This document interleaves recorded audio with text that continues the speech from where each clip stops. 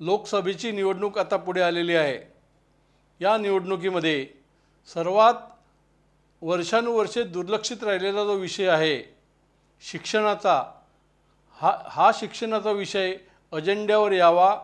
आणि शिक्षणाचं जे पावित्र्य जे आहे संपत चाललेलं आहे, शिक्षण हे पूर्णपणे शिक्षणाचा दर्जा रसातळाला गेलेला आहे आणि त्यामुळे सर्व राजकीय पक्ष आणि सर्व शिक्षक संघटना यांना या अनुषंगाने मी आवाहन करतो आहे की जे काय चाललेलं आहे गेले 20-25 वर्षामध्ये शिक्षण क्षेत्रामध्ये पूर्णपणे शिक्षण अधिकारी म्हणा किंवा शिक्षक आमदार म्हणा किंवा राजकीय पक्ष म्हणा, हे जे शिक्षकांवर आणि शिक्षणावर जे काय अन्याय अत्याचार सुरू आहेत ते अन्याय अत्याचार थांबायला तयार नाही। महत्त्वाचं म्हणजे गेले 15 वर्ष TDF ही आमची संघटना सातत्याने शासनाकडे पाठपुरावा करते आहे।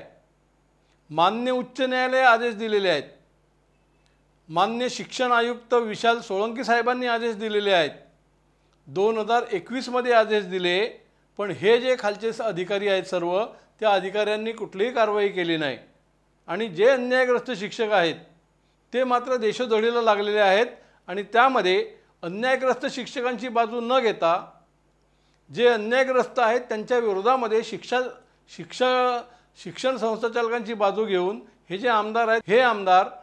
त्या संस्थाचालकांची आणि जे अवॉर्डी आहेत की जे शिक्षकांच्या नोकऱ्या घालवतात रमाकांत पांडेसारखे यांची बाजू घेतात, शिक्षकांची बाजू न घेता शिक्षकांना देशोधडीला लावतात आणि हे जे एकंदरीत जे आता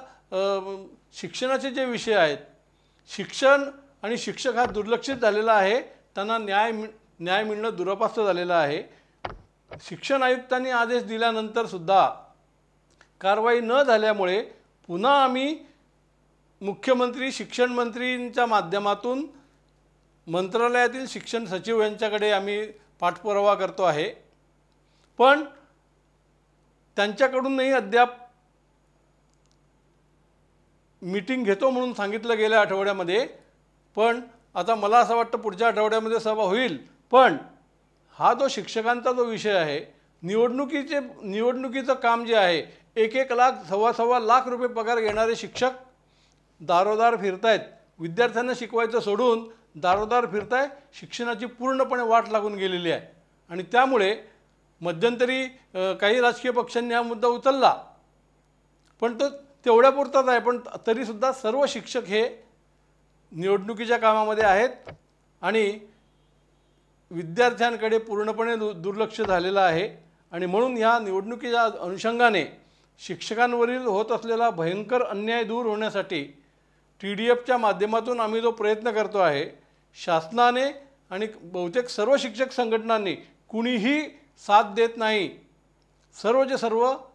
संघटना ज्या आहेत त्या सर्व संघटना या अतिशय गंभीर प्रश्नाकडे दुर्लक्ष करतात, किंबहुना या अन्याय अत्याचारामध्ये या संघटनासुद्धा सहभागी आहेत आणि म्हणून हा विषय जो आहे हा विषय आम्ही आज या ठिकाणी चर्चेला घेतो आहे आणि सर्व माध्यमांनी आणि सर्व शिक्षक संघटनांनी सर्व राजकीय पक्षांनी हा जो शिक्षणाचा विषय आहे,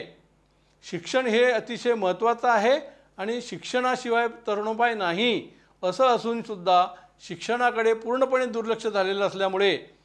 TDFच्या सोबत TDFने जे मुद्दे मांडलेले आहेत ते मुद्दे अतिशय गंभीर आहेत। शिक्षकांचे प्रश्न सुटत नाही। एखादा शिक्षक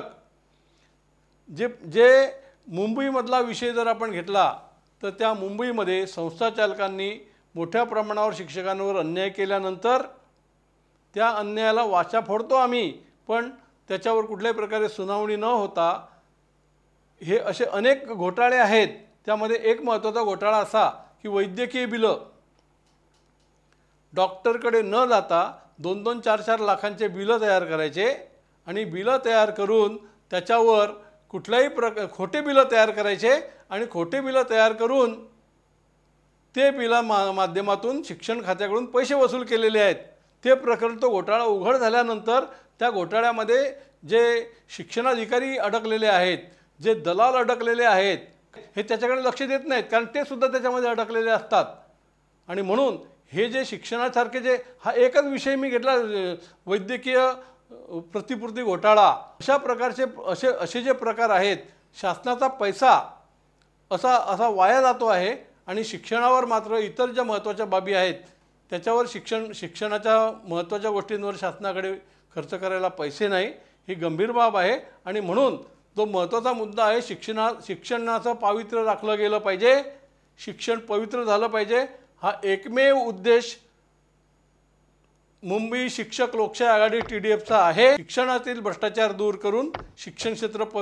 पवित्र करावं अशी मी आपल्या सर्वांना मॅक्स महाराष्ट्राच्या माध्यमातून